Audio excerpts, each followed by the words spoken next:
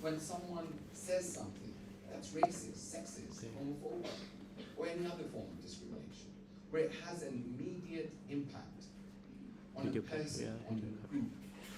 There's harm that's directly targeted at someone. At that occasion, we must call out that behavior. We must stand up and be those active allies, actively standing up for what is right. But many occasions, we could call people in. When people say something without ill intent, when they're trying to ask something and you know their intent might not be negative, that's an opportunity to actually call something. But what does calling in actually mean or entail? Well, that's where you pull the person aside and take it as an opportunity to educate them, to give them that learning opportunity to understand that actually the term you use is not a relevant one. Or the way you said that, it might have had a negative impact. Try this next time. Why is that important? Why is it important to call someone in? Well, if you call someone out, 99.9% of the time, they still hold those views, or we just never express them again. And that's dangerous, because we want people to learn. We want people to have we want them to adjust the way they converse, or the things they do. And that's why to be honest, I don't see anyone. Your volunteers there, they're still standing. If you want to call them in, that's fine. Okay, give me a sec. What do you do then? Well, the first thing is, we as humans, the moment someone challenges us, our immediate response is defensiveness. We become defensive. We try to justify what we've said. The truth is, if someone does call you out, or call you in, you must take that as a learning opportunity, with an open mind to be able to listen to them, to be able to understand what they're saying. And that brings me really to the point around psychological safety. Now, psychological safety is fundamental to any organization, any group of friends, any societal conversation.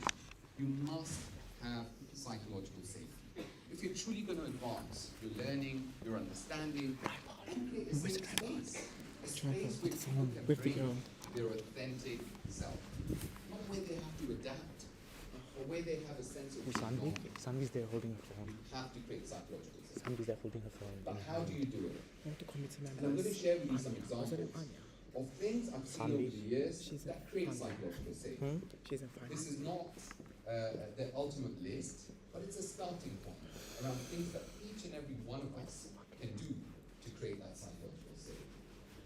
The first is, before we go into conversations, how do we set the expectations? How do we set the expectations around what we're discussing, what we're planning, the foundations of what we're going to learn, what we're going to converse? That is so, so important. Because usually we go into a conversation without doing any of that, whether it's in a work setting or in a personal setting. And unless the individual knows you really well, it can go wrong because we interpret things in different ways. So setting those expectations is fundamental. The second is about being open and explaining your why. We give a point of view. You share an idea. Do you ever think about what the why behind it is? What is your why for sharing that? And that why is so powerful because we must explain our why. It gives people context into our thinking, into why we believe in what we're saying. So sharing the why is fundamental. The third piece is about understanding how do you give everyone a voice, especially in group settings. We've all been in group activities, meetings, with a group of friends, and there's that one person She's holding it. who's always got the last word, who's always sharing what they She think. put the phone down, can you see it? But how do we create a level playing field? How do we create an How do I know if the environment audio is taking where it even from? the quiet people can Let me speak, go where to live. everyone feels they have that equity? And that is fundamental to learning and growth. If we're truly going to experience different ideas, different perspectives, we must create a learning environment, psychologically safe environment, where every single person feels they can contribute, where we can turn around and ask everyone to share their views, not Oh, just that's one. fine. She was, it just And helps that as you requires learn. us to put a bit of effort, going around the room, asking that one person who might not have said anything, do you have anything to add? It's the small steps, the simple things that we do that create opportunities for learning and growth. The other key point is around active listening. When I was a young boy, my parents taught me one thing. You've got one mouth and 2 ears. Go into life, talking and listening without and I think it's still relevant. Talk less, listen more.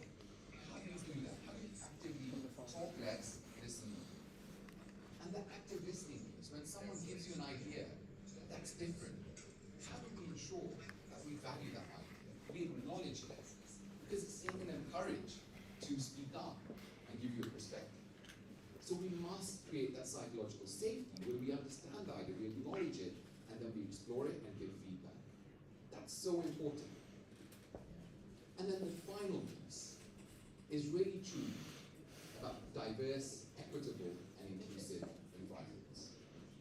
If we're going to truly drive change in this space, we must create a culture of diversity, equity, and inclusion. It is a fundamental fact that environments that are more diverse, equitable, inclusive, and where people have a sense of belonging are much better to work in, to live in, but more importantly, you get better innovation, more creativity, better problem solving. If we all thought the same, if we adapt to group thinking, how are any new ideas ever going to be born? So we must create environments where people belong, and that's the critical piece around psychological safety. I want to acknowledge that conversations in the diversity space are uncomfortable. They're uncomfortable for everyone, especially when you're trying to learn about something that's different. But the truth is, we need to get comfortable being uncomfortable. Why? Comfortable experiences don't last for a lifetime. Uncomfortable experiences do.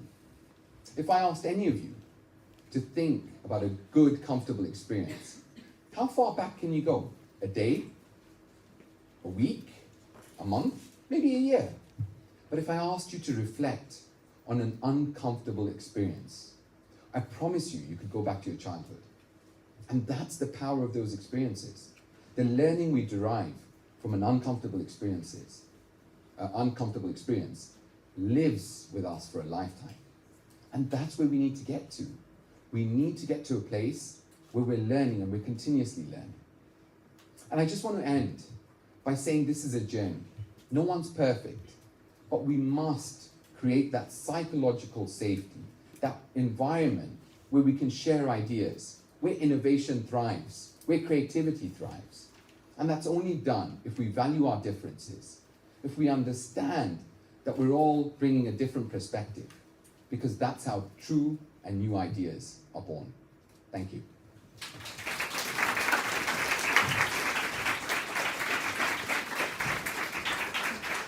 Hello, thank you so much. I really love to hear how words can actually fall into bridges or pitfalls depending on a lot of things. I wanted to ask you, have you seen physical change, how people develop as you foster this psychologically safe environment? Yeah, I mean, I think the biggest change I've actually seen with environments, especially in the workplace where you have psychological safety, is you're really getting the best of people. They stay longer, they're more creative, innovative, all those great things. But more than that, we want to have psychological safety. It's a human need. You don't want to be with a group of friends or work in an environment where you don't have psychological safety, because you don't want to come in every day hiding who you are. We want to be who we are. We're unique and you're an individual, and we must value those individuals. Thank you so much. Thank that you. was wonderful. Thanks.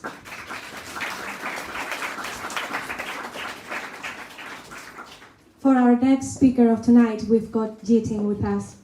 He is going to talk to us about the magic of creative expression. This phenomenon has the ability to connect individuals as it magnifies itself. The way it connects individuals is incredible, as it connects minds with your surroundings. And the moment you connect with your surroundings, this ignites a catalytic chain of ideas that cannot be stopped. Let's give him a very warm welcome, Jitin Surya.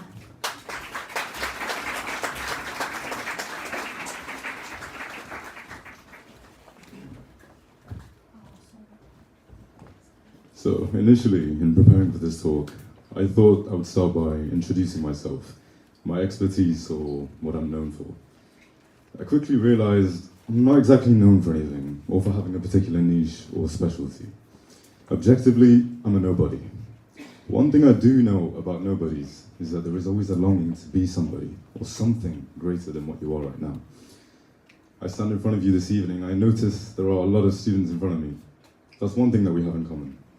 Another thing that I'm pretty certain that we all have in common this evening is that you're all people filled with dreams, ambitions, and desires. And if I told you that I'm your genie for this evening, granting you one wish, your wish would most likely involve a circumstance that empowers your current quality of living. Certain things may include having a whole lot of money, successful relationships, or excelling in your academics. Call it whatever you like, whether it's instincts, desires, or destiny. You essentially long to be living at your highest possible capability. I hate to be the bearer of bad news, but I'm not here to grant you your wish. But I'm here to talk about how many of us tend to only perform at half of our capability. And there's a reason for this. This essentially stems from the way in which we suppress our creative expression. But what exactly is that? Well, when the term creative expression comes to your mind, you instantly picture a person with a paintbrush or a piano, someone sat in a studio somewhere or in deep introspection as they write profound words on a piece of paper in aims to change the world. This isn't exactly the case. I also blurted out some of the words that come to my mind when I imagine the term creative expression. It looks a bit like this. This also wasn't quite enough for me. You see, defining a term such as this is too limiting. It would be wrong to set a boundary to its use or constrain it in any set direction. Instead, I want you to view creative expression as a spectrum, one that every single person, including you and me, are a part of. So believe it or not, you create and have created many things during your life. From as small as every joke you say, every text message you send, every dish you try to cook, was initially sparked here in your mind in the form of an idea. I'll place these in this aspect of the spectrum. On the other hand, you will have most certainly consumed the many creations that are available to you. You see, being able to consume requires a certain level of receptivity to be sensitive to the intricacies of life around you. From your favorite book or song, that one sunset that you admired, that one compliment you received from that person years ago that still sticks with you today, was again sparked right here in your mind, usually evoked as some kind of an emotion. Now, both ends of the spectrum work hand in hand and not independently of each other to bring our creative expression into fruition. But I don't want you to focus on these extremities because you are neither a creator nor consumer by definition. I want you to focus on the medium that lies in between, because this is where the magic is happening. You see, creative expression is a dynamic interaction. It's a phenomenon that is constantly changing. It is a string that interlinks all people in this room, and it bridges the gap between the mind and the outside world. Creative expression is an ability, not a skill. It can't be implemented or taken away, but it can be amplified or suppressed. At heights and levels of creative expression, you can tap into your innate genius and align with behaviors that allows you to inspire others and bring a certain aura to social situations. But of course, with things like this, we have ended up managed to design systems of living that suppress our creative expression. Let's take a look at some of these. Well, modern-day schooling systems have become breeding grounds for disciplined and obedient students. An environment that promotes discipline but suppresses expression is also an environment that makes very little room for expression. There is not much place for the one who questions things and explores. In fact, students such as these are often branded as being easily distracted themselves and to others. A study was conducted on children and cognitive development, which showed that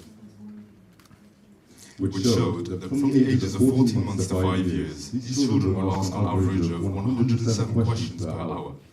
But by the time they got to the ages of 9 and 10, there were 2-hour stretches where students would not ask a single question. It is a tragic misstep that we are weaned out of this essential fuel that flames the very essence of creative expression. We must bring back this very thirst for knowledge.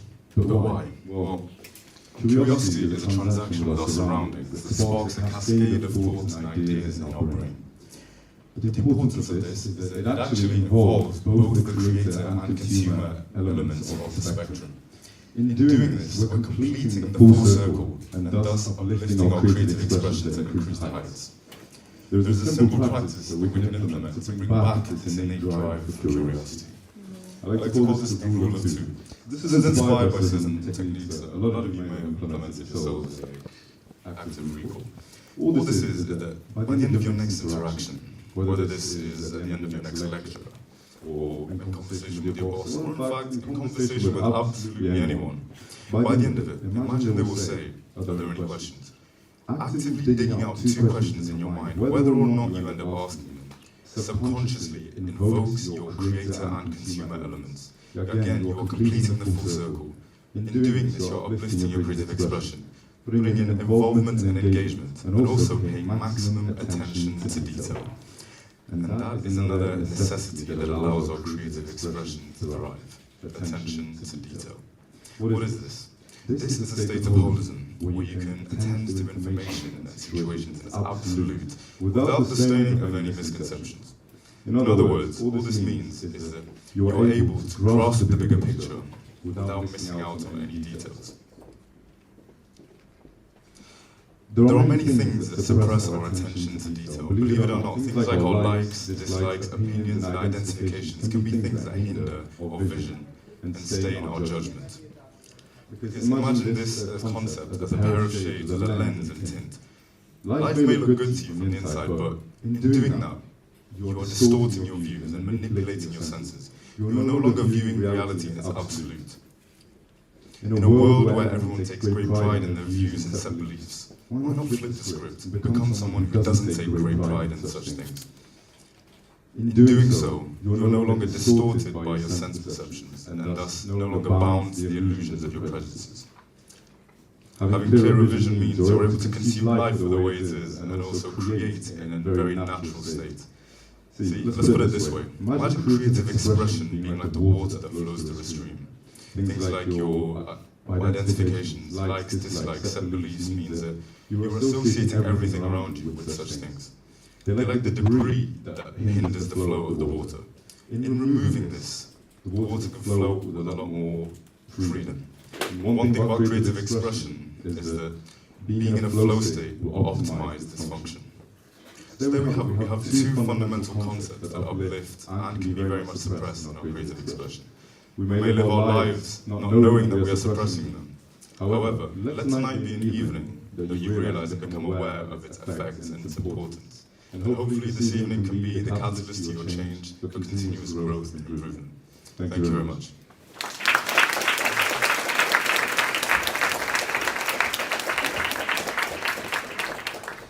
Hello.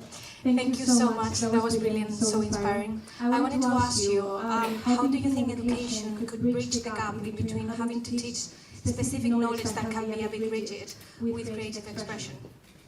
Yeah, so I feel that to answer a question such as this, we have to look beyond the what, we have to look at how we do it. Because obviously creative expression isn't an act, it's a state that we all have and we live in, and it's often overlooked. At such young ages when we're at school, this is a time where our creative expression can be at its highest. And so allowing ourselves to be free thinkers and choose the things that we like to do can be something that can really optimize this. And rather than conducting our school lives in a one-way system where you have everything decided for you, it's important that we're able to ask questions and explore and have those things like curiosity that can really spark this element. And No, brilliant. So that's the way to find knowledge, a bit on your own, I guess. Thank you so much, Vin. Thank you.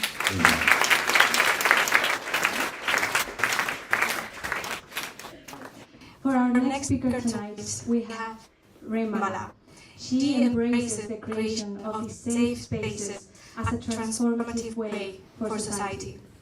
The way she does this is by fostering this sense of belonging by using technology. And this serves as a very powerful tool to transform individuals and also the collective society. Let's give her a very warm welcome, Brimala Silvalingam.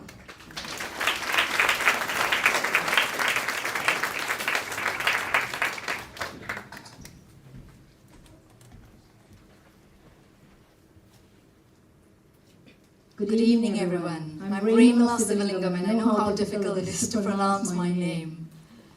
I'm a teaching-focused lecturer and the program director of BSc Accounting in the Alliance Manchester Business School. My talk today is titled Building Belonging in a Blended Learning Environment with Students as Partners. The idea for this belonging initiative came about from my early experiences as an academic advisor during the pandemic. The pandemic had an adverse impact on students' mental health, which resulted in many students being disconnected from their peers and tutors. I was responsible for supporting 30 students at the time who experienced various challenges and increased levels of anxiety and stress. It was very difficult for students to willingly reach out for support, given the challenges they experienced. However, I realized by using a more personalized approach to build trust and provide targeted support made a difference. Hence, the lessons and challenges I experienced during the pandemic became the catalyst for change when I took over as the Program Director of BSc Accounting in September last year. So how did I go from supporting 30 students as an academic advisor during the pandemic to managing 170 students in a blended learning environment as the Program Director? My challenges can be summed up as the 3 C's. Firstly, how do I cultivate meaningful connections with students to alleviate concerns around anxiety and isolation? Secondly, how do I effectively communicate with students and encourage open communication among students? And thirdly, how do I build collaboration with students as partners to promote the student voice? These challenges culminated in the Belonging Pilot Project, which I spearheaded in collaboration with our Humanities e-learning team and a student partner to co-create an inclusive and accessible community for students on the program. It was interesting that a report was released from Wonky and Pearson in October 2022. This report shared the 4 foundations of belonging, which include connection, inclusion, support, and autonomy. It was interesting that the report highlighted that 40% of students experience below average mental health. And out of this, 52% in this group felt that they did not belong, compared to 80% of students with average and above mental health. It was further highlighted that a sense of belonging is one of the important factors that impact students' experiences.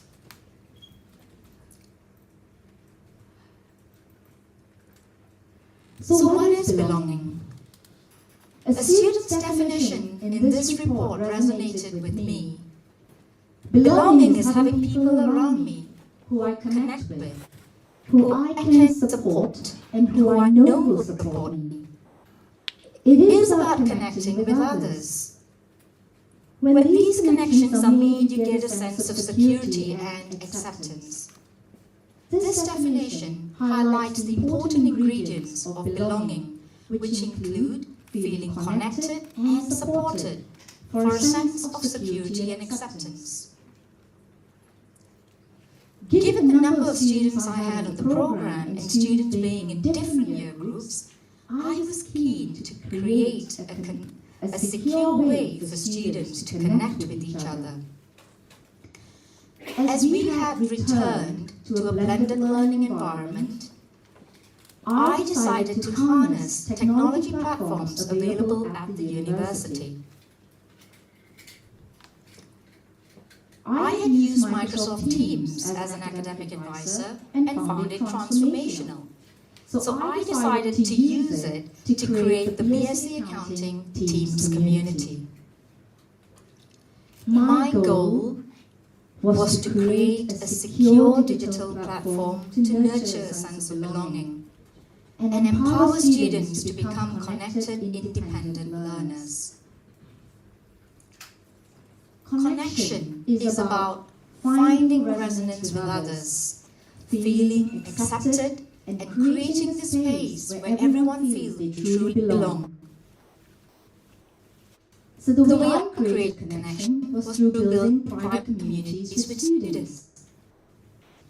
I found the use of private channels for each year group helped encourage students to interact with each other. My experience using the private chat functionality helped build trust and alleviate concerns I had around students' mental health. More and more students started to reach out for support in what they saw as a safe space to connect.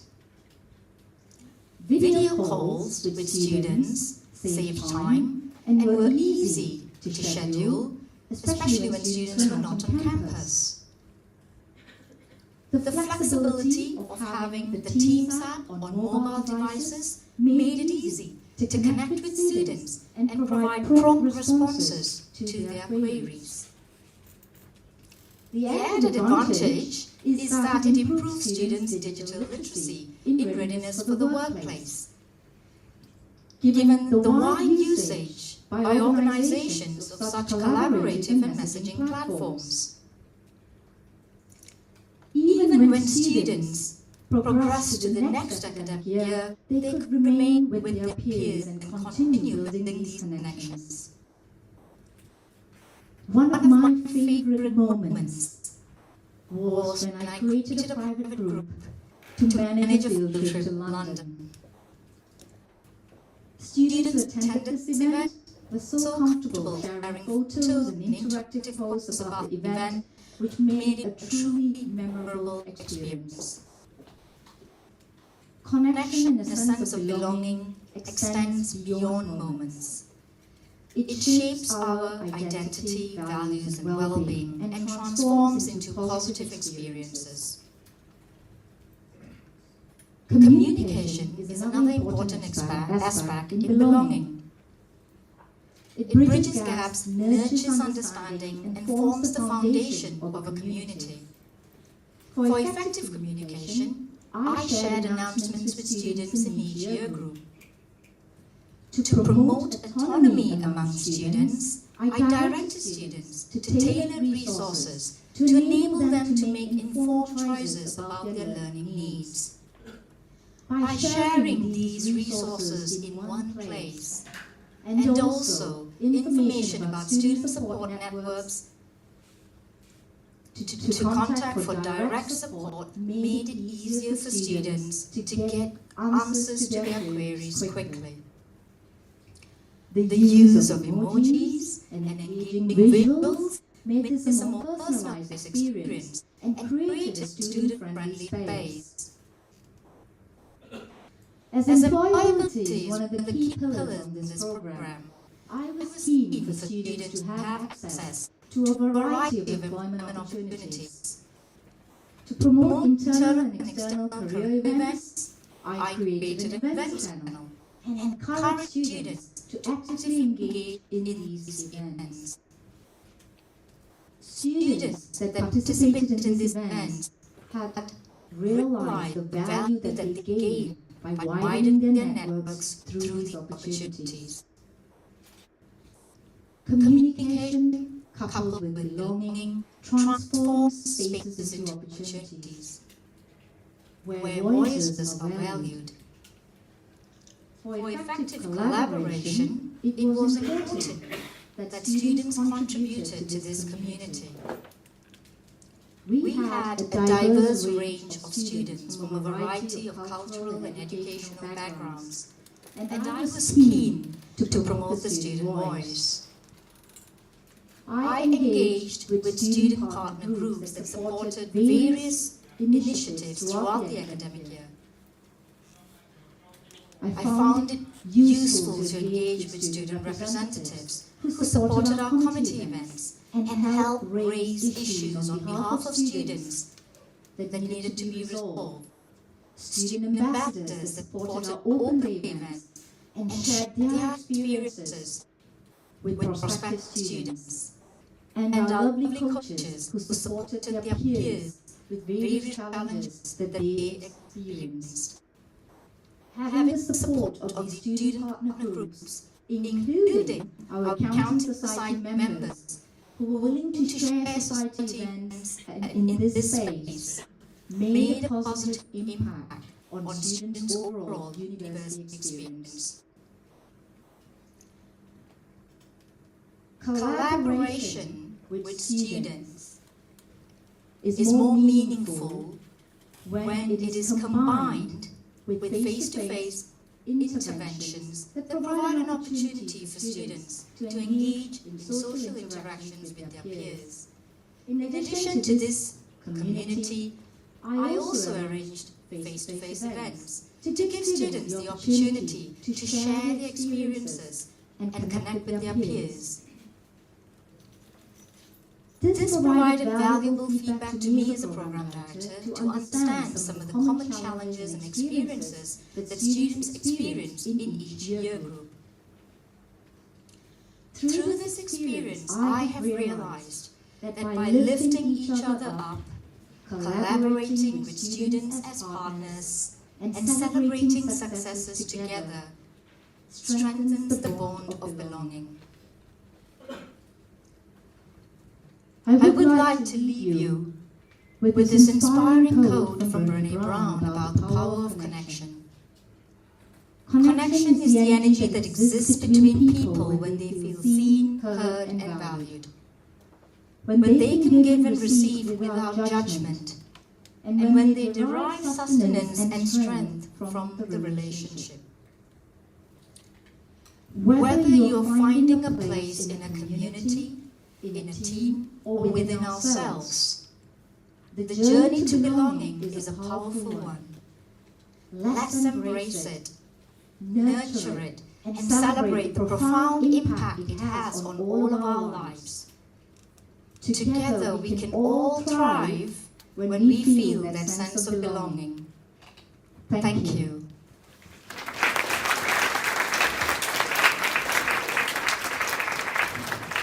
Hello. Thank you so much. That was brilliant. I love how your platform is for the community, and to some extent it stops being yours and it just belongs to them.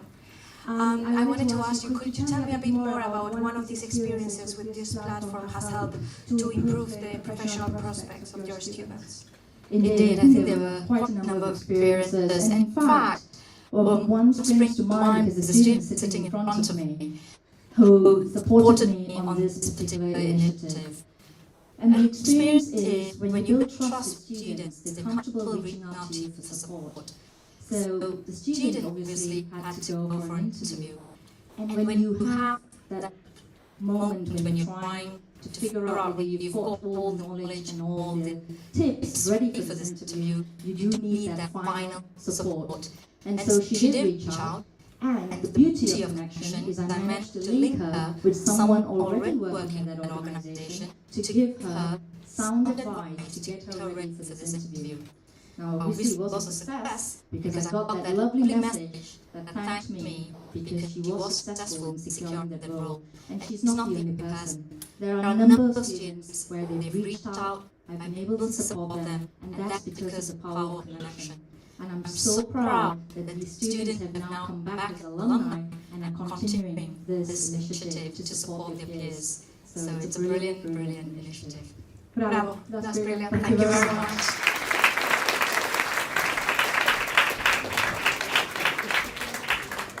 Well, we're going to have a little break now, about 15 minutes, and there are drinks and snacks outside, but please don't bring them back inside. So we'll see each other in about 15 minutes. Thank you.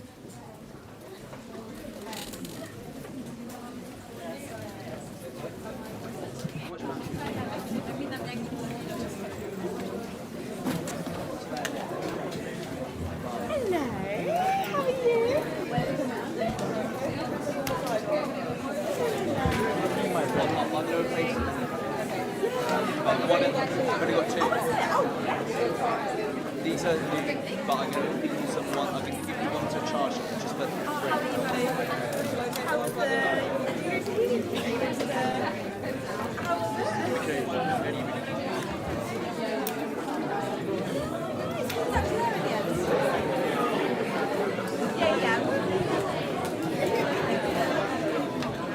but there'll be other stuff that's I might not never see it, but the names don't ring a bell. I've heard some movies, but yeah.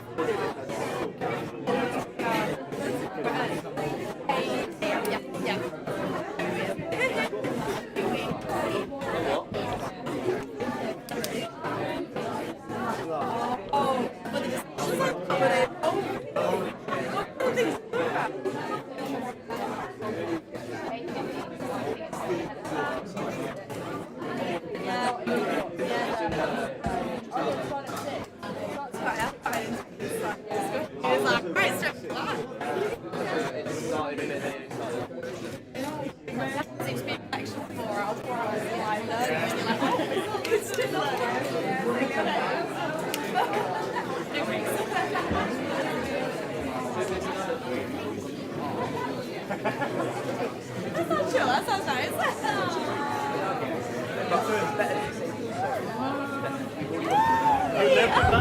You were coming here. You left. I thought you said you were going to the accommodation. I wanted to get something to eat, and then I stay about 10 minutes. No, where are you staying? Where's that? What? That's so close. Oh my gosh, I didn't even know there was a combination that close. That's so good. Oh my goodness. Thank you. I need it. Yeah, crazy. Yeah, crazy.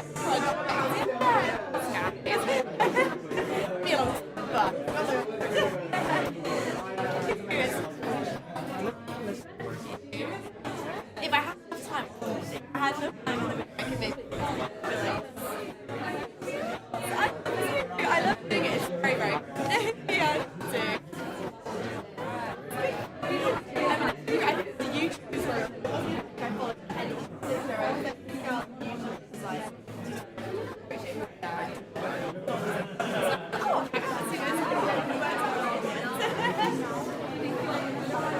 I love creative stuff, but whenever I get time to do it, I like to try and do it. Like, I find the time is the hardest.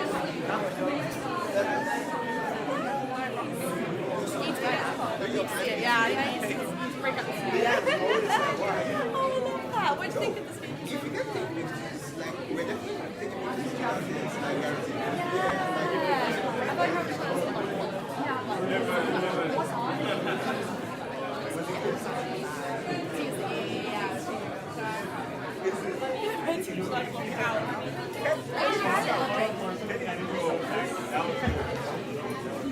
I guess you probably use it a lot during COVID. You probably just see the name.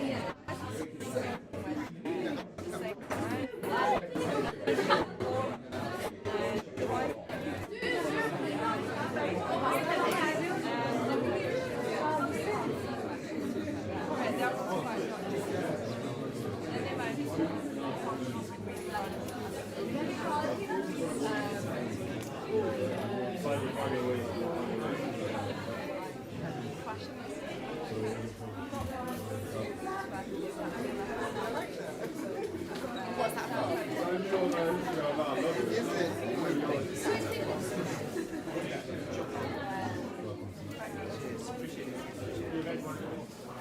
I'm actually right, thank you though, I'm pissed. Go for it. Yeah. Yeah, because like every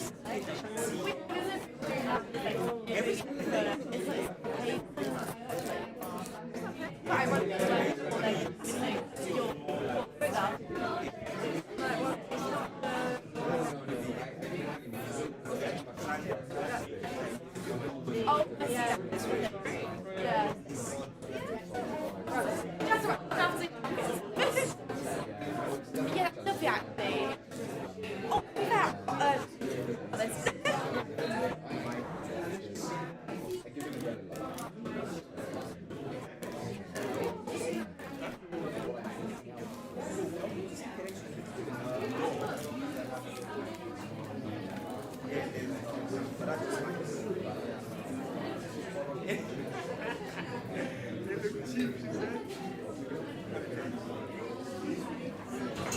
maybe one more. Oh my gosh, thank you so much. Thanks.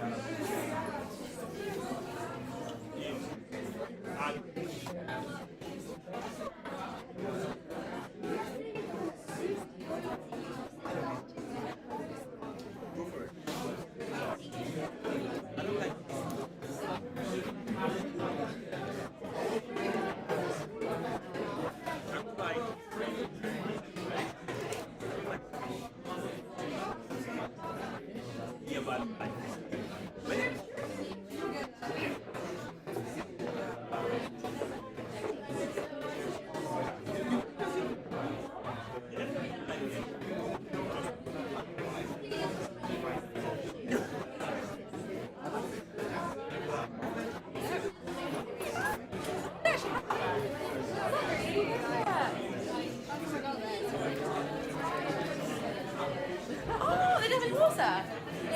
Oh, that's like a something we want it. I was like, I was doing you water off. You can take mine if you want. Oh, they have like pink out there this year. She seems shy. Not like cute little cupcakes or anything. I've got like special design cupcakes. Oh, that sounds lovely. Yeah. I never knew what things.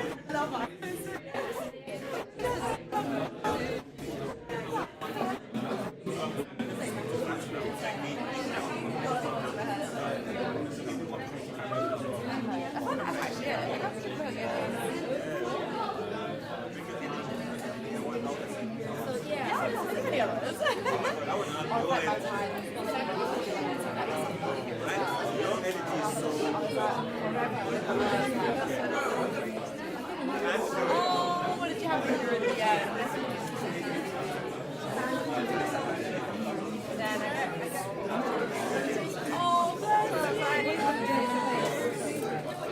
I wasn't sure what I was tempted like because I was trying to come back from town back so easily. And I was like, I think it was Saturday, I think. So I was sitting at the bus and I was like really, really busy and I was like, I'm just going to do this and it's still just good because like getting any car in around the centre of the like after like so like especially like getting really into the end of the day. So it was like I didn't think about the time so I was like, oh it'll take me like 10 minutes to get time of the day, it would be alright. But like this time of day, it's like you can get there for like 10 minutes.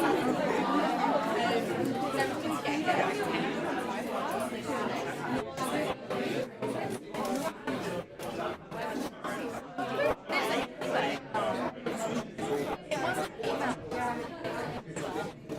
That's it's all because I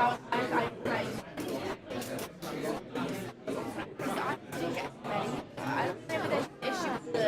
Do you get right?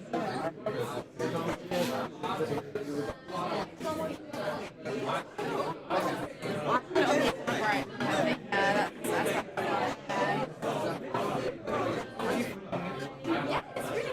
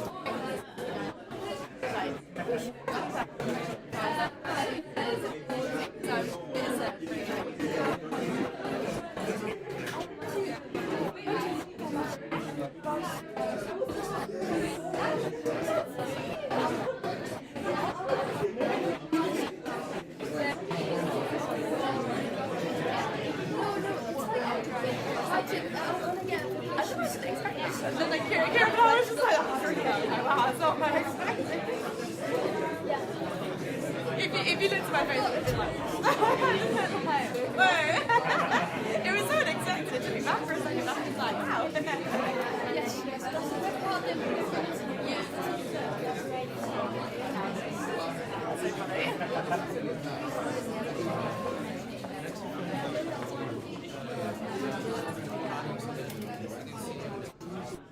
Oh.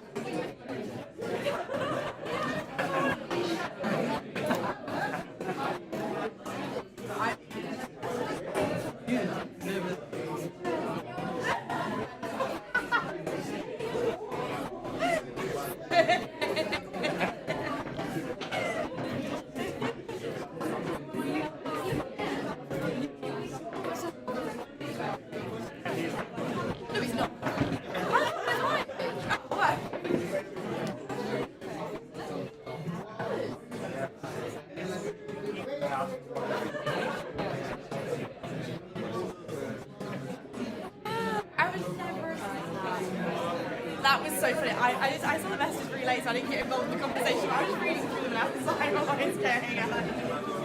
Wait, so what was the theory? That people ever thought you don't hide? No. It's easy to hide. I was like, private place. Is that what you're trying to say? Also, you do so much like outdoors, like, you know.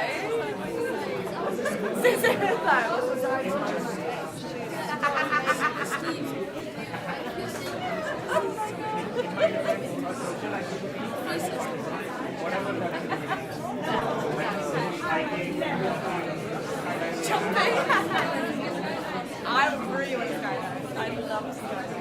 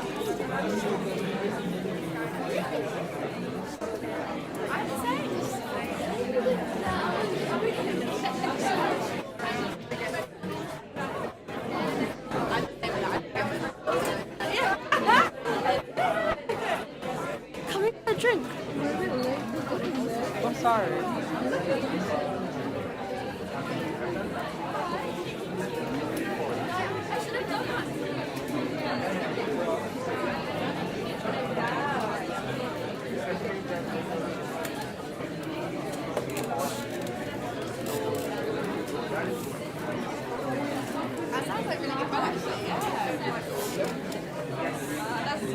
I never tried that actually. Really good.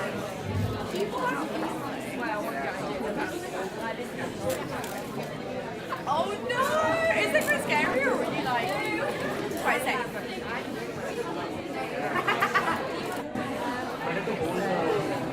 The bit on the that makes sense. That makes sense. Oh bless it!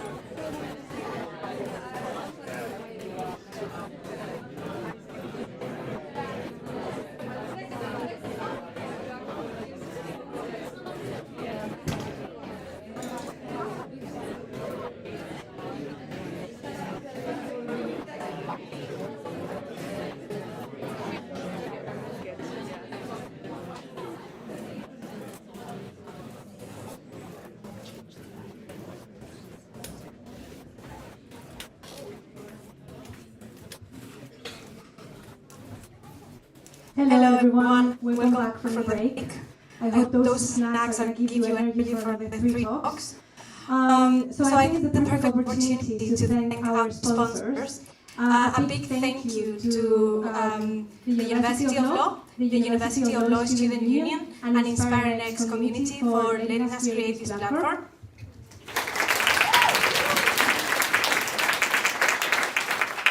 A big thank you to Masun Entrepreneurship Center for supporting all of this. And a shout out to Wava Mamas because they are providing the food for tonight for the networking event. So thank you so much, all of you. Well, until now, we've been talking a little bit within the Catalytic Continuum, how we to transform the society for these ideas to thrive. We've also seen how we need this creative expression to transform ideas into realities. And we've seen how this sense of belonging can actually ignite the cycle of ideas. Now we're going to dive into the second part of this talk. And we're going to be seeing how within everyday lives there's extraordinary potential for change. For our first speaker in the second half, we've got Karishma. She is the founder and CEO of Slando. This company is fast-tracking textile recycling. And in this dynamic sustainability world she's going to dive us into, every thread tells a story of conscious choice. She's going to show us how we can mix together style and responsibility. And we'll see with her how clothes can actually be canvases for a positive change. Let's give her a very warm welcome. Karishma Gupta.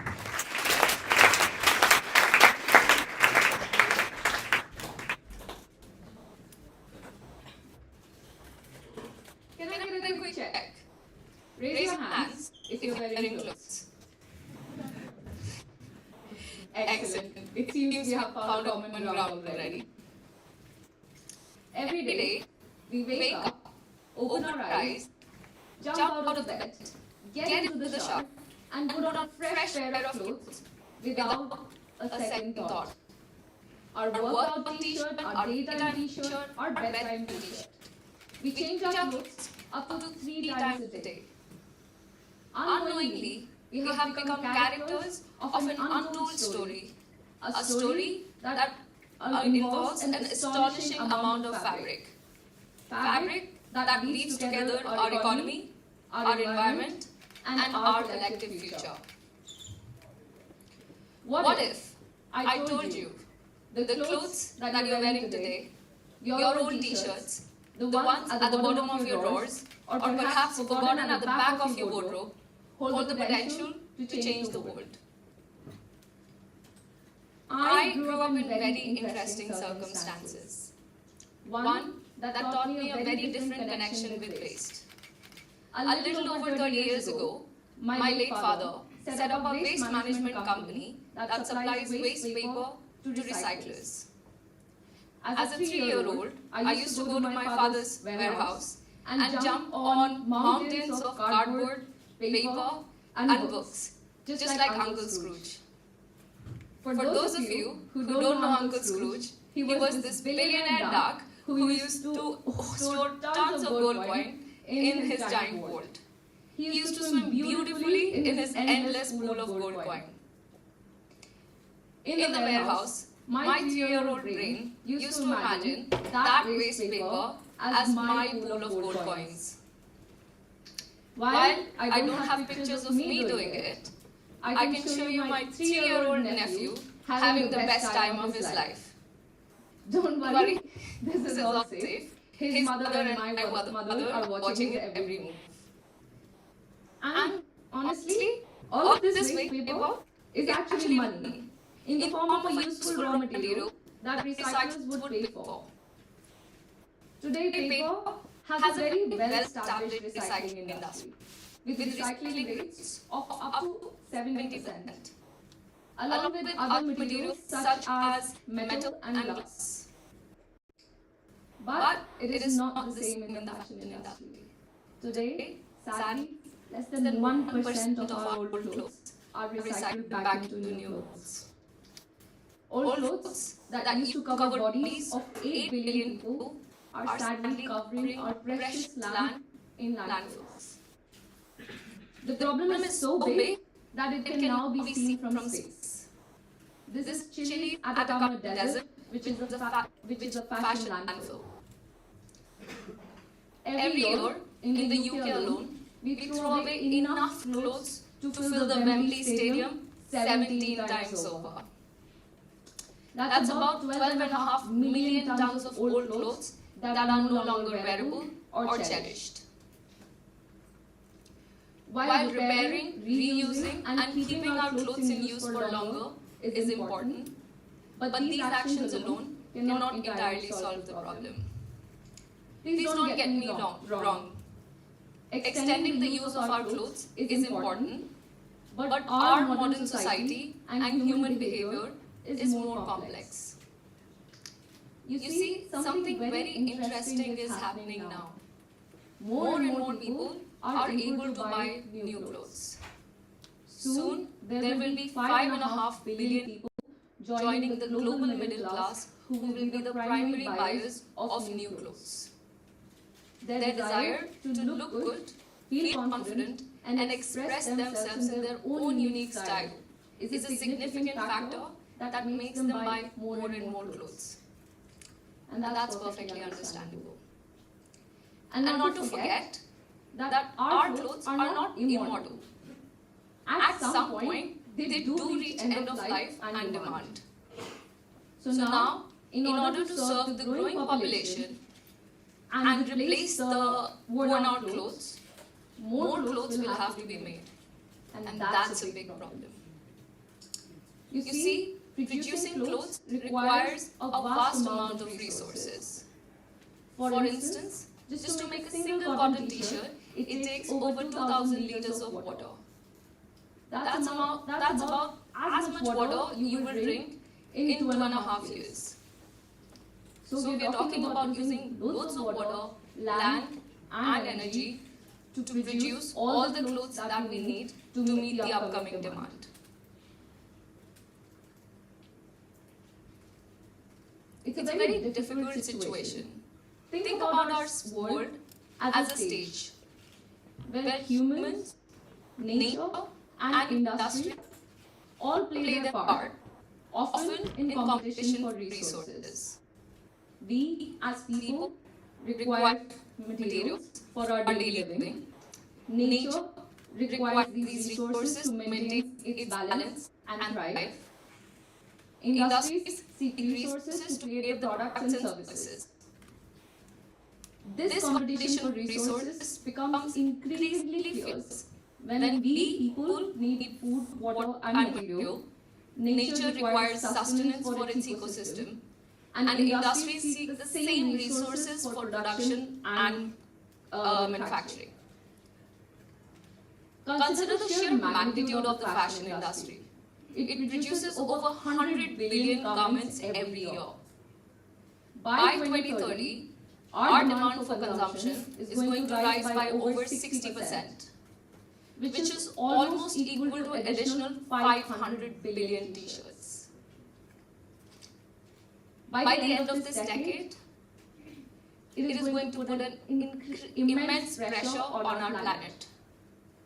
It will affect the balance between these three crucial elements. It is now more important than ever to find a solution in which human, nature, and industries can coexist. And the solution for this problem lies in your wardrobe. Your old t-shirt can actually change the world. Please allow me to tell you more about the trousers that I'm wearing today. These are comfortable, modern, and fit for today's style. And it might surprise you that in their previous life, they were actually a jumper. You might be wondering, how did that happen? You see, they went through this magical process of reincarnation by adding unicorn tails. Just kidding. So it all started... Ooh, what happened to the wheel? Okay.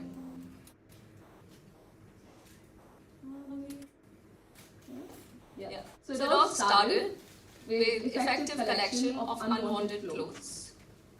Then they extracted all the other materials such as buttons and zippers. Then these fabrics were sorted based on their color so that we don't need a single drop of water to dye them. These fabrics were then grinded into fibers. By the way, these fibers are the building block of all clothes that we wear. Fibers are then spun into yarn, which we weave into fabrics that we cut and sew to make the clothes that we wear today. So this process that I just showed you is called mechanical recycling. And there are more innovative ways of recycling our old clothes, such as chemical recycling, enzymatic recycling, and even upcycling. It is very easy to get caught up in the debate that which method is better. Should we be buying clothes or even using turmeric for dyeing? I can stand here and talk for hours about how our clothes should be made. Trust me, I'm a fashion nerd and I've got 2 degrees in fashion technology and innovations to prove that. But nothing can beat the fact that these pants were made without a single drop of water or depending upon our resources. Just your old t-shirts and jumpers. Let me share something that might surprise you. Today, the fashion industry is responsible for 10% of global carbon emissions. That is more than the shipping and the airline industry combined. it is huge, over 2 billion tons of carbon emissions. What's even more surprising is that 70% of these emissions come from the making and processing of virgin raw materials. But here's the hopeful part. If we get better at recycling, we hold the power to cut these emissions by up to 80%. Just imagine the difference we can create by properly recycling our old clothes. Each one of us hold the power to be a catalyst for change, not just in our wardrobe, but in the world. By embracing simple practices, such as giving away our old clothes at the nearest collection point, we can turn this fashion industry into a positive force for transformation. Small actions, such as choosing recycled garment over anything else, will create waves of collective impact. It will remove our dependence on the natural resources and ease the pressure of the planet. Instead of harvesting our lands, we will be harvesting our wardrobes. Instead of looking at mountains of waste in landfills, we will be looking at pools of valuable treasure in which we all can swim, just like Uncle Scrooge. So remember, when the time comes to part ways with your old clothes, think about the difference it carries with itself. Thank you.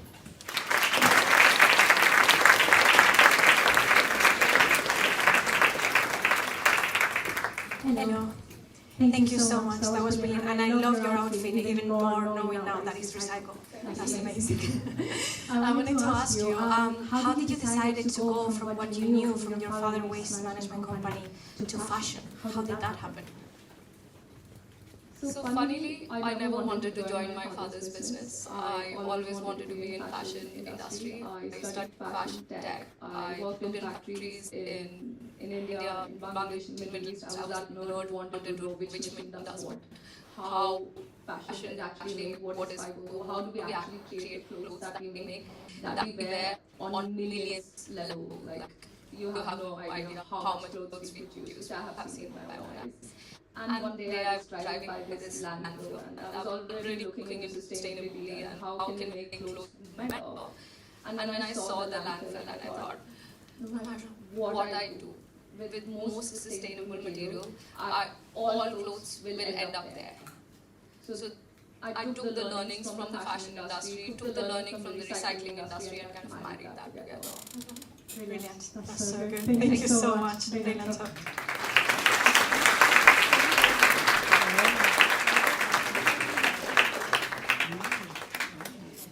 For our next speaker, we've got Rhythm. He's going to tell us all about his personal journey and how he had to face many challenges by advocating for LGBTQ+ rights and also unpacking the roots of homophobia in his environment. He's going to take us through this journey that catalyzed this narrative of personal growth that in turn has reshaped the lives of many by fostering this culture of active listening and empathy. Let's give him a very warm welcome tonight.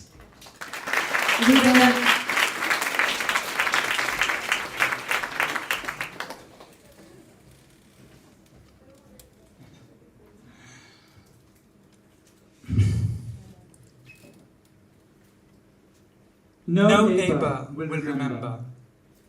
No neighbor will remember that I chose to learn Kathak instead of football in the 3rd grade. No distant cousin of yours will care that my nails are painted in hues of red and white. No true friend of mine will shun me because I prefer to wear a sari over a shirt. No neighbor will remember that I married a man in peace. But I will. I will remember your disdain, your hatred, your selfish pain, and all the time we lost in vain. And when you lie next to my breathless, pulseless, exhausted body, howling, screaming, and wondering why, you must remember that you were why. That after all the wars you waged against me so that you could please every friend, sister, and a distant cousin, no neighbor will remember. But I will. I wrote this poem in a moment of immense rage, anger, and exhaustion. I wrote this poem questioning every individual who sees, reads, knows, and understands, yet keeps quiet, exercising their privilege of silence. I wrote this poem because where I come from, people are overwhelmingly silent. And in this silence, I am here to speak. I am here to speak for the 10% of the world population who are forced to survive on the margins of society as though we are the other, although we have existed since the beginning of civilization. I am here to speak for the millions of LGBTQ people who still struggle with a sense of belonging. I'm Rhythm Saha, a third-year English literature student, an Indian gay man, and I am here to speak. Around the age of 4 or 5, I started to realize that something was different, that I was different. At a cultural fair, I asked Baba to buy me a doll. The shopkeeper raised an eyebrow. My mother looked horrified. She frowned as if I'd asked for something out of the ordinary. That night, I was sleepless, constantly questioning what is wrong with the doll. In the monsoon of 2013, Kolkata was drenched in rainfall and engulfed in winds of unparalleled strength. My parents were leaving to deal with some office work. I checked to ensure that they were gone, sped to Ma's cupboard, opened it with both arms and grabbed a sari. Long, seamless, crimson red, silken. My hands moved around my body in a way that they were fashioned, they seemed to be genetically engineered to help wear a sari. Take it off, shouted the housekeeper. Take it off right now. Boys don't wear saris. I was sleepless that night, constantly questioning, why do boys not wear saris?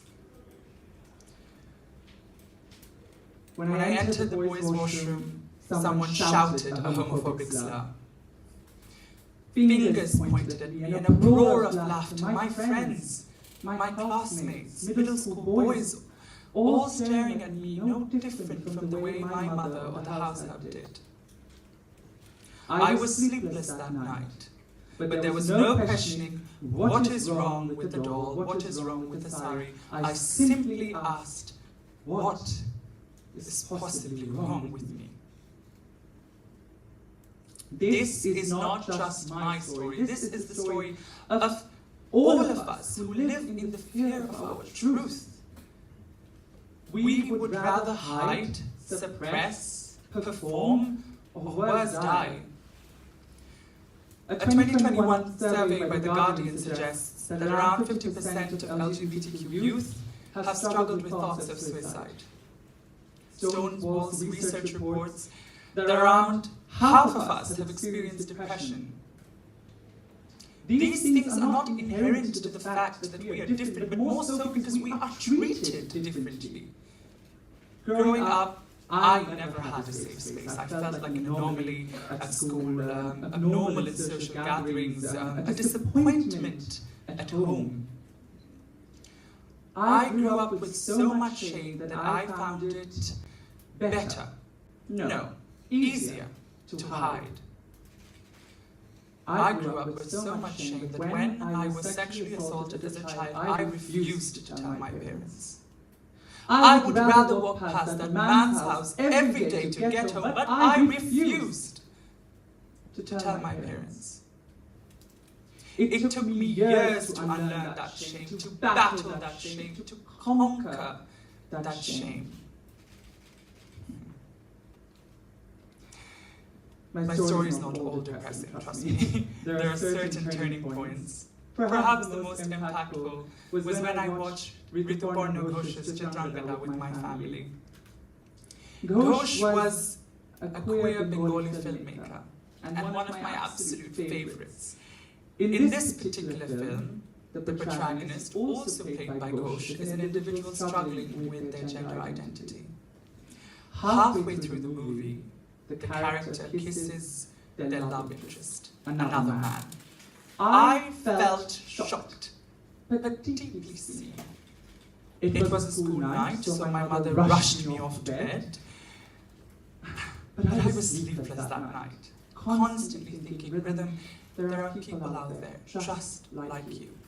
You are not alone. Seeing myself represented on the big screen and later in literature and media became my first source of strength when coming to terms with my sexuality. During my teens, I was deeply invested in reading stories written by and exploring queer identities, including your former poet laureate, Caroline Duffy. I was raised in countries where I was illegal, illegitimate, but voices and stories such as these made me feel counted, somehow made me feel seen. Literature was not just my weapon of acceptance and recognition, it became my tool for education. For the longest time, I was told that being gay was a mental disorder, a myth that is exploited by so many across the world to stigmatize every identity in defiance of heteronormative molds of man and woman, creating this horrific legacy of conversion treatments, of shock therapies, lobotomies that people like me are still subjected to. In 1961, when the American Psychiatric Association published the first edition of the Diagnostic and Statistical Manual of Mental Disorders, heterosexuality was cited as the norm, hence othering homosexuality. In its recent publication in 2013, this claim is overturned since there are no inherent links between homosexuality and a mental illness. Since being gay does not disrupt your ability to form healthy relationships, to function healthily, or cause emotional distress. But in the aftermath, we still see people like me being alienated from society, from politics, from the family unit. But what my most interesting finding was that homosexuality was not always considered shameful. There were a multitude of stances on the issue, but it was largely unopposed. The age-old Sanskrit text, the Kama Sutra, mentions a variety of sexualities and acknowledges that homosexual relationships, much like heterosexual relationships, are based on the bonds of love and trust. When I was 3 years old, I visited a couple of temples, and I was always surprised by the absurd acrobatic positions men and women were often sculpted in. But I was 3 years old, so what did I know about sex? In the ancient Greek civilization, freeborn men and women were encouraged and expected to engage in same-sex relationships, while in the ancient Mesopotamian civilization, transgender and bisexual priests were worshipped. So how did we come to this? How did we get here? From this culture of acceptance and inclusion to one of hatred and exclusion? Modern-day anthropologists and historians attribute homophobia to being largely an import of Western colonization, at least in civilizations that were formerly tolerant. In the 1990s, American researchers argued that homophobia was rooted in the fear of femininity, in the fear of passivity. With the rise of the AIDS epidemic and the broader politicization of sex, homophobia emerged as the ultimate litmus test for being moral. As political leaders around the world continue to perpetuate these systems of oppression and adopt a rhetoric of differentiation, what we see is no stop to the marginalization and ostracization of people like me. But it's not all bad. I firmly believe that education can be our most powerful asset to help dismantle and to help critique these colonial and societal systems of oppression. To go back to our history, our roots, our past, our culture, and revitalize the LGBT voices that have shaped the world we live in today. It is time to stop looking at difference as the exception. It is time to stop thinking of us as outside the box. Now is the time to rethink the box itself. Why do we as a society, why do we as humans feel this need to encage people, to imprison them? For the longest time, I felt encaged. I felt imprisoned to an identity. And then writing came to my aid. I started writing at the age of 7. And my works were published in magazines and online. I performed at several open mics. My works were showcased in exhibitions. Poetry and writing became my way of feeling listened to, of feeling heard. In 2018, Author House UK published my first poetry anthology titled Blossoms. My passion for poetry also allowed me to discover my passion for public speaking. 10 years ago, I joined Toastmasters International, and I never looked back. The stage became my comfort zone. I realized that when I can speak, I can influence. And when I can influence, I can change the minds of those who listen. Finding my inner voice, finding my inner passions, helped me escape this cage, and later to break free and empower others to break free. I understood that regardless of how people defined me, I defined myself. That no matter the circumstance, I had a choice. I had a choice between being a victim and being a victor. In a 2004 speech accepting the Sydney Peace Prize Award, Arundhati Roy said, "There's really no such thing as the voiceless. There are only the deliberately silenced or the preferably unheard." In this age of digital, her words carry more relevance than ever.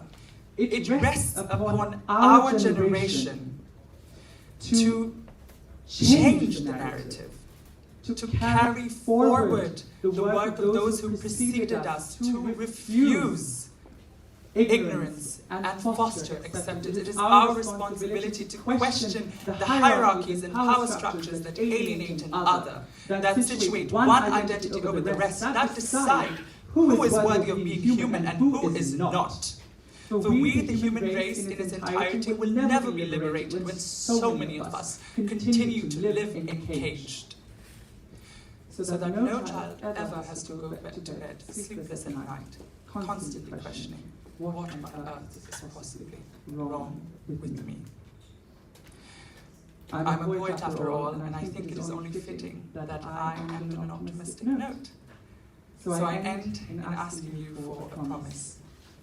Promise me that one summer day you will take me away to a place where the sky meets the sea, where man has not built another wall, an unkind barrier, a cruel boundary, where our love knows no rain, where the body is vast and free, to breathe, to belong, to merely be. Over to you.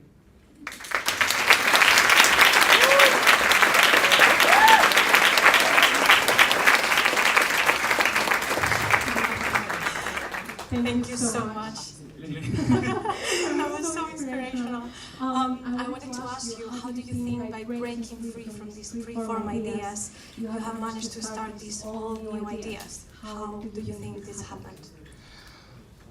I think when we free ourselves from societal expectations, when we free ourselves from the prejudices and stereotypes that people associate with us, what we find is our authentic voice, our authenticity.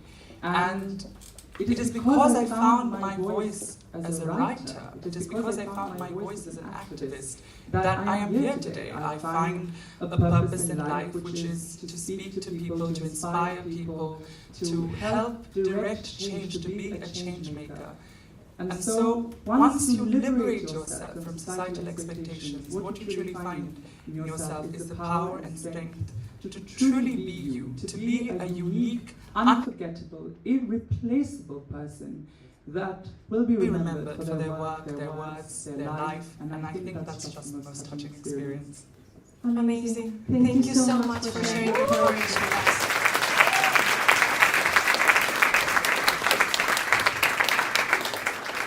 For our last speaker of tonight, we're going to have Privilege. He's the actual personification of how you can craft your way into innovation, right? He has gone from having multiple ideas to actually building businesses. And on his way, he's helped a lot of other people to do the same. He's going to show us how change can be catalyzed by overcoming inertia.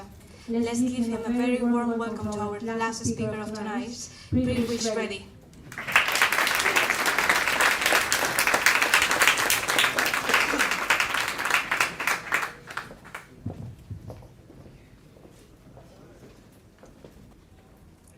Raise your hand if you ever had an idea that you wanted to turn into a business. Now put your hand down if you abandoned that idea just after a few Google searches. Look around. You're not alone. It's a journey familiar to many of us where the initial sparks of innovation meet the daunting roadblocks of execution. Today, I want to talk about what stops students from turning their ideas into businesses. Let's explore some of the obstacles that students face so that you can turn your have-beens into have-dones. Over the last 4 years, I've had the privilege of starting 2 companies. I started my first company when I was 17, and I managed to scale that business to be able to partially fund my university. And during my freshman year at the University of Manchester, I started my second company called Argue. In just less than 12 months, we managed to scale that business to be generating multiple 6 figures in revenue and have a 7-figure valuation without having any external investors.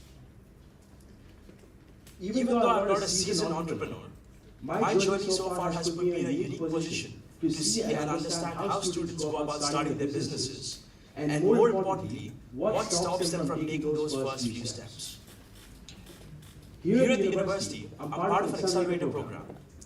And an accelerator program is where a student goes to test their idea to turn it into an early stage company with some mentorship and funding. At this accelerator, my role is to listen to the ideas that students bring forward and evaluate if they can be turned into a viable business. Over the last 2 years, I managed to hear over 150 ideas that students brought forward. And when I asked them, what is preventing you from turning your idea into a business? These are the 3 most common responses that I hear. Number 1, I don't know if my idea is good enough. Number 2, I don't have the resources to start a business.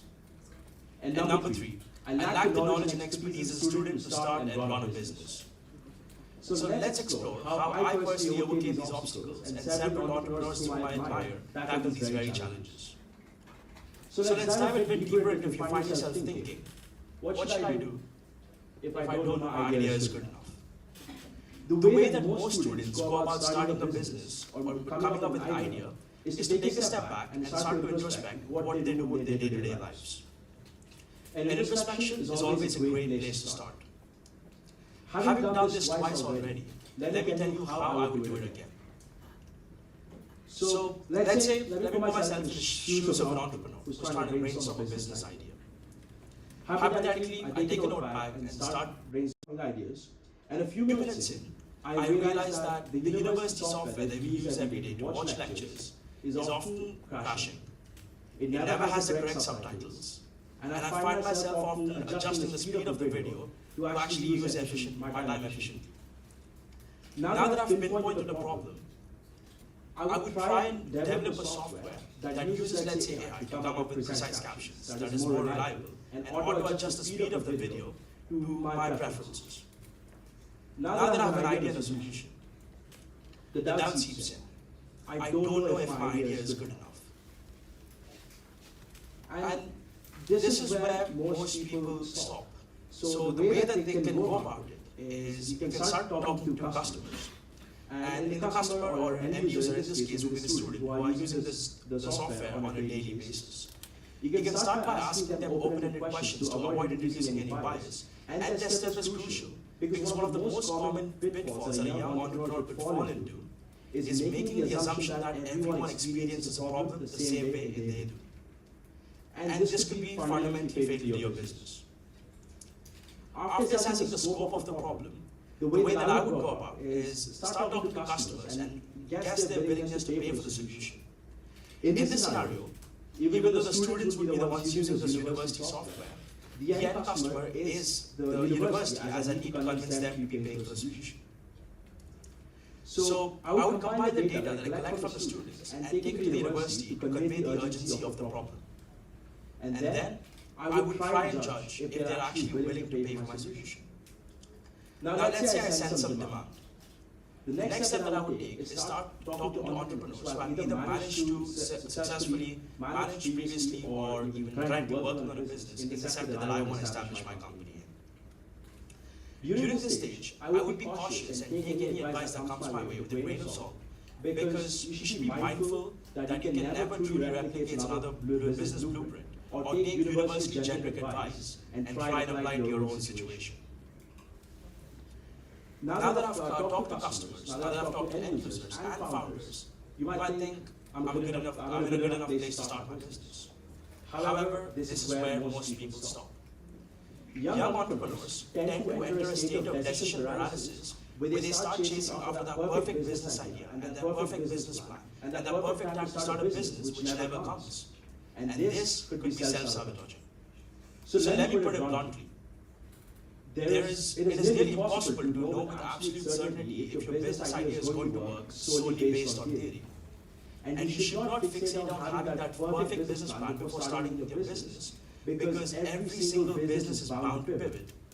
The magnitude of this pivot might vary, but it is bound to happen. For example, Twitter started as audio, a platform where you can explore and subscribe to podcasts. YouTube started as an online dating site called Tune In to Hook Up. And Shopify was started as an e-commerce store called Snowdevil, where you could buy snowboarding equipment. And after the founders found the e-commerce solutions available in the market satisfactory, they pivoted to create Shopify. Now that you have received some positive validation for your idea, and considering that pivoting is an inevitable part of your business, the only logical steps that you can take to actually find out if your business is worth converting into a, if your idea is worth converting into a business, is to take the leap of faith and start working on it. Now, the second hurdle that a lot of entrepreneurs might face is I don't know if I have the resources to start a business. When I found argue during my first year at university, it took us 8 months from when we first came up with the idea to when we first found a paying client. And during these 8 months, we were constrained on capital, talent, and mentorship. And I believe it was precisely these constraints that drove innovation during the early days of Argue. This might be a controversial opinion, but I strongly believe that students are in a better position to secure funding, mentorship, and talent than when you're starting up in any other later stages of your life. Firstly, universities are hubs of innovation where you can find intellectual and materials. These institutions often have grants, incubators, and accelerators, just like the one I'm part of here at the university. They tend to offer students mentorship and funding without expecting any equity in return. And when it comes to funding, the way that we went about Argue is that for the first 2 years of Argue, we have consciously made a decision not to raise any external investment to dilute our ownership. Instead, we decided to stick with personal savings, grants, and winning competitions to fund our business. And the reason that we have decided this is that we wanted to gain some initial traction in the market before we actually get any investors on board. And if you're building a business, especially a tech company, it is inevitable for you to raise capital. However, you need to keep in mind that you can always find a middle ground between having to raise capital and giving away ownership, and also managing to successfully scale a business. So you can use a similar approach what we have used at RCube. So at RCube, we managed to find out the potential of blockchain technology very early. And we have leveraged this and started working with several large brands such as Etihad Airways to help them navigate in the blockchain industry. And we have provided a service in the industry for the last 2 years and helped to build some initial traction, momentum, and build a strong financial foundation that helped us to stay self-sufficient and profitable over the last 2 years. So you can take a similar approach where you can start by providing a service in an industry where you're interested to start your company in and build some initial traction before you get any investors on board. That way, you can find a middle ground between having to give away your equity early and also being able to build a scalable company. Now coming to student talent, I believe that student talent could be a game changer for startups. Usually, students, you'd be surprised at the number of students you can find in a university setting that are as ambitious and as hungry as successful you are. If you take an industry hire, they might have more experience than a student hire. However, you have to remember that ambition can definitely outweigh experience, at least during the early stage of a startup, because your company is purely operating on the basis of faith, hope, optimism, and sometimes even delusion. And now coming to mentorship.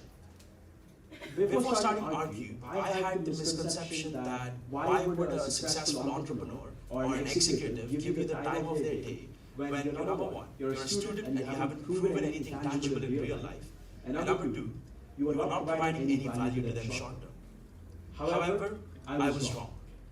Over the last 2 years at RCube, we managed to put together a board of advisors from companies like Meta, HSBC, Lloyds, and the government of UAE. And how we did this was very simple and straightforward. All we had to do was just reach out and ask.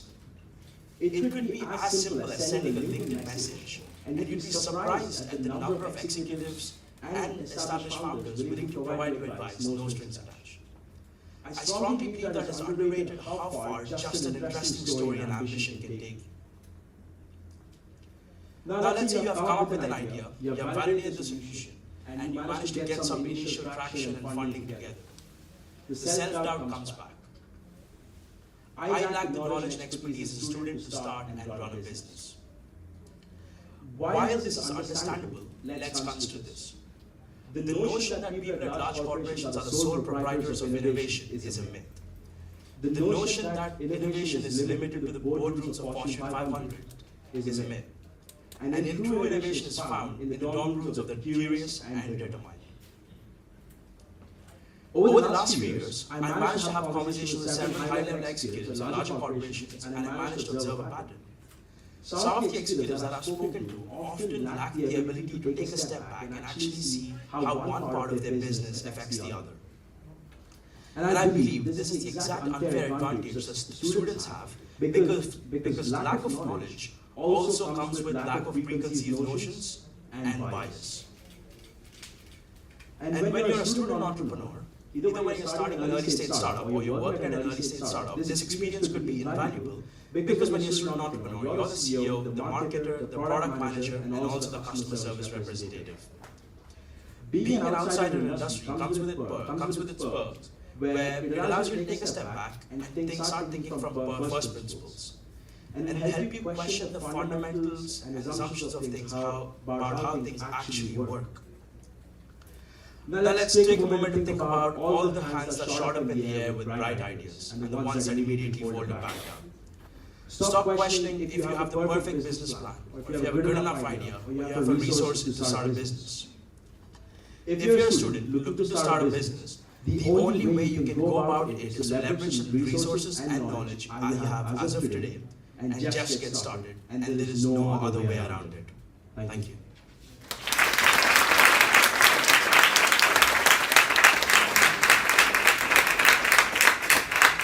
Thank you so much, Davis. I wanted to ask you, you mentioned that you didn't ask for mentorship until your second business. So how did you manage to overcome all of these struggles in your first one without mentorship? Yeah, so I think the reason that we didn't ask for mentorship during my first business was that, of course, there was this misconception that why would someone successful care about a student who hasn't improved anything yet? So you always have that imposter syndrome of you don't know if you're good enough, especially when you're a student. So I think it took some time to overcome that imposter syndrome and break out of our shells to actually go ahead and reach out and ask for internships. And to be honest, people like talking about themselves. So even if you reach out to a successful entrepreneur or an executive, they'll be more than happy to be willing to give you advice because they know for a fact that if you're ambitious at this stage, keeping in touch with you could become something for them personally later. Thank you so much, Privish.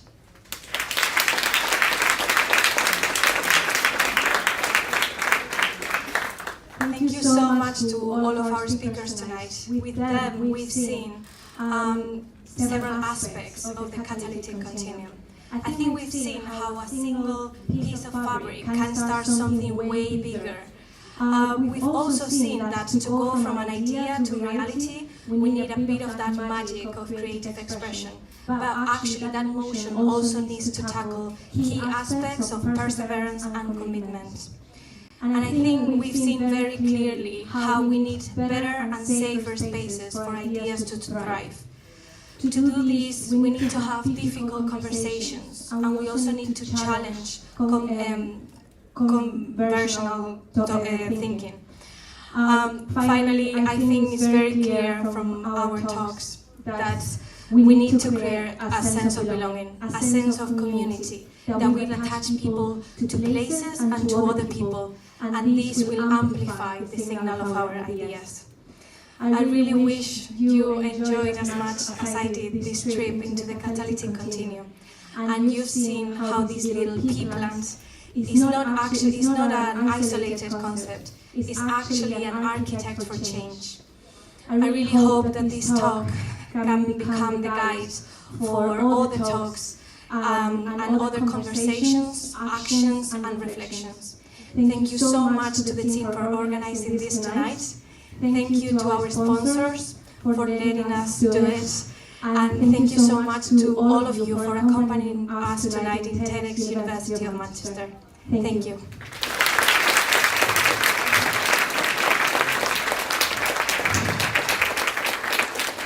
And now we can all gather together and go down for the networking event.